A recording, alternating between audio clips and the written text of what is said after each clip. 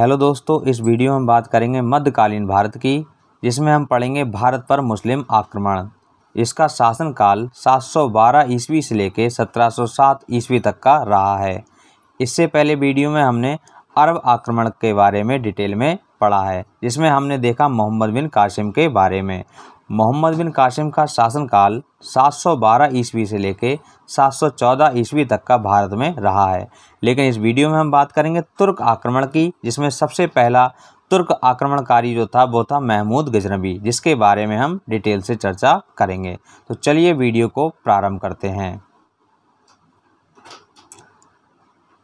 तो महमूद गजनवी का जो आक्रमण काल का समय रहा है वो 1000 ईस्वी से 1027 ईस्वी तक का रहा है। तो हम बात करें इससे पहले 712 से लेकर 714 ईस्वी तक का जो समय था मोहम्मद बिन कासिम का था। तो 714 के बाद हम डायरेक्ट स्टार्ट कर रहे हैं 1000 ईस्वी से। ऐसा क्यों कर रहे हैं? क्योंकि इससे पीछे का जो समय काल रहा है, जो टाइम पीरियड रहा है, वहाँ पर उसे कहा जाता है मध्यकालीन भारत, जिसमें कुछ छोटे छोटे हिंदू डायनेस्टी एग्जिस्ट किया करती थी, जिसके बारे में हम तब बात करेंगे जब हम पढ़ेंगे हिंदू शासनकाल को। अभी हम सीक्वेंस में मुस्लिम आक्रमण के बारे में पढ़ रहे हैं।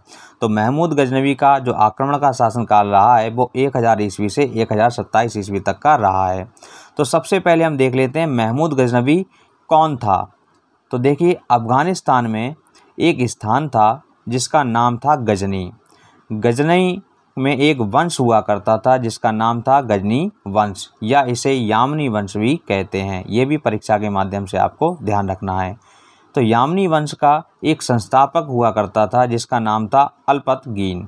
अल्पतगीन का जो गुलाम या दामाद था उसका नाम था सुबुक्तगीन, और सुबुक्तगीन का बेटा हुआ करता था महमूद गजनवी।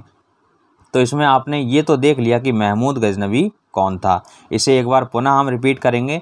अफ़गानिस्तान में एक स्थान था जिसका नाम था गजनी।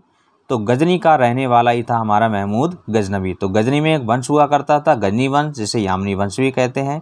इसका संस्थापक था अल्पतगीन, और अल्पतगीन का गुलाम जो कि उसका दामाद था वो था सुबुक्तगीन, और सुबुक्तगीन का बेटा था महमूद गजनवी। महमूद गजनवी को भारत पर आक्रमण करने की क्या आवश्यकता पड़ी, आइए जान लेते हैं। भारत के सिंध में एक जगह थी जिसका नाम था पेशावर। पेशावर में एक रूलर रूल किया करता था जिसका नाम था जयपाल।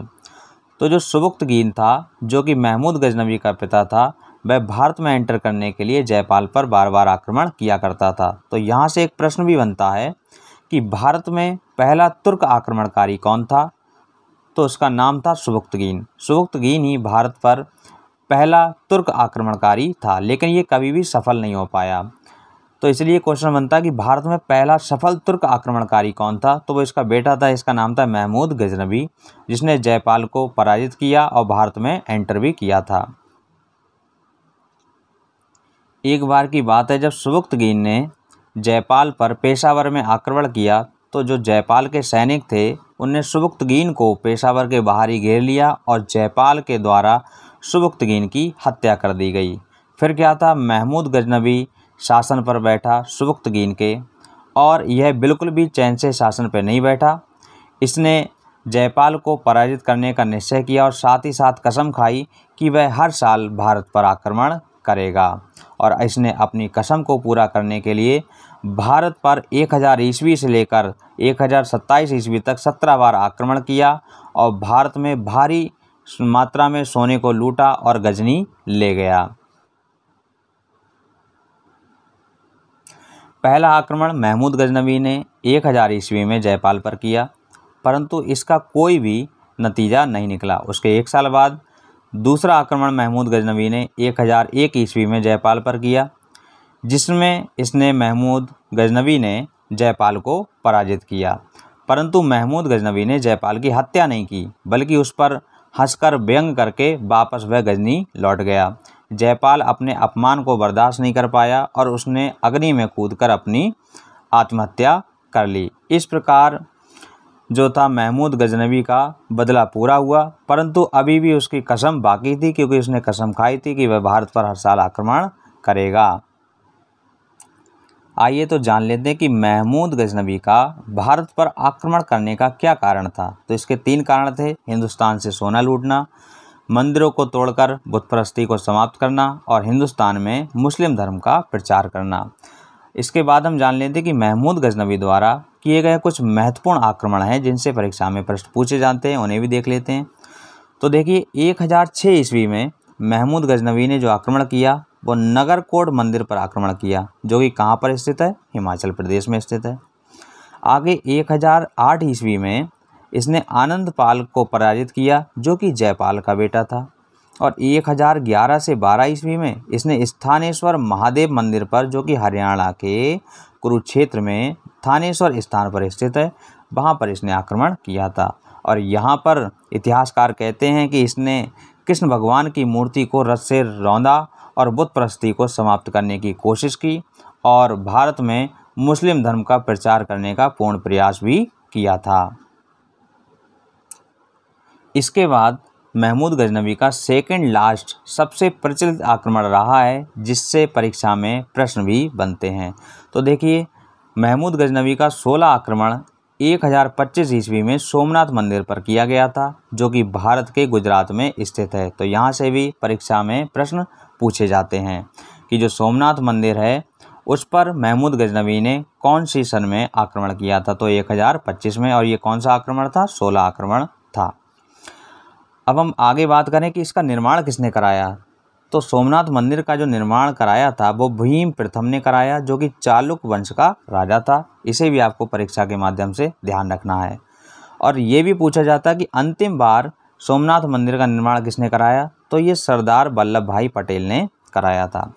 तो देखिए इतिहासकार कहते हैं कि सोमनाथ मंदिर पहले लकड़ी का बना हुआ था, परंतु इसके अंदर जो मूर्तियाँ हुआ करती थी वो सोने की हुआ करती थी और इसका जो दरवाज़ा हुआ करता था वह भी सोने का हुआ करता था। तो महमूद गजनवी ने इस मंदिर को लूटा और भारी मात्रा में सोने को लूटा। इसका जो दरवाज़ा था वो भी महमूद गजनवी अपने साथ ले गया। परंतु एक बार क्या हुआ, जब महमूद गजनवी सोने के दरवाजे को लेकर उत्तर भारत से वापस गजनी जा रहा था तो जाटों ने उससे सोने का दरवाज़ा लूट लिया और इसी बात से बदला लेने के लिए 1027 ईस्वी में महमूद गजनवी ने अपना अंतिम आक्रमण जाटों पर किया और वापस गजनी लौट गया। और 1030 में महमूद गजनवी की मृत्यु हो गई और यहाँ से महमूद गजनवी का जो शासनकाल है वो समाप्त होता है, अर्थात आक्रमण काल है। शासनकाल तो नहीं कहेंगे, आक्रमण इसने किया था।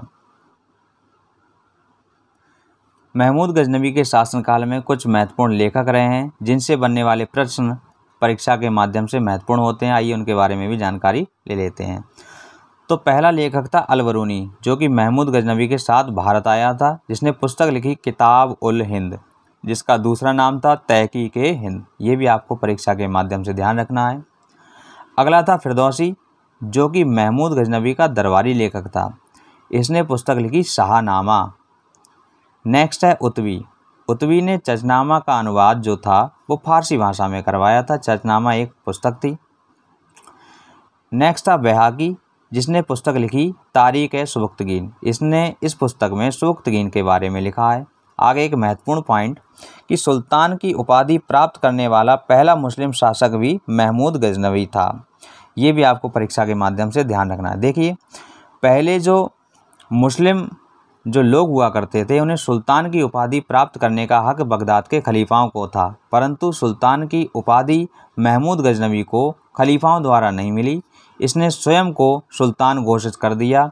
तो इसलिए यहाँ से प्रश्न बनता है कि सुल्तान की उपाधि भारत में प्राप्त करने वाला पहला मुस्लिम शासक कौन था। तो वो था महमूद गजनवी। दोस्तों इस वीडियो के अगले भाग में हम पढ़ेंगे दूसरे तुर्क आक्रमणकारी के बारे में, जिसका नाम था मोहम्मद गौरी।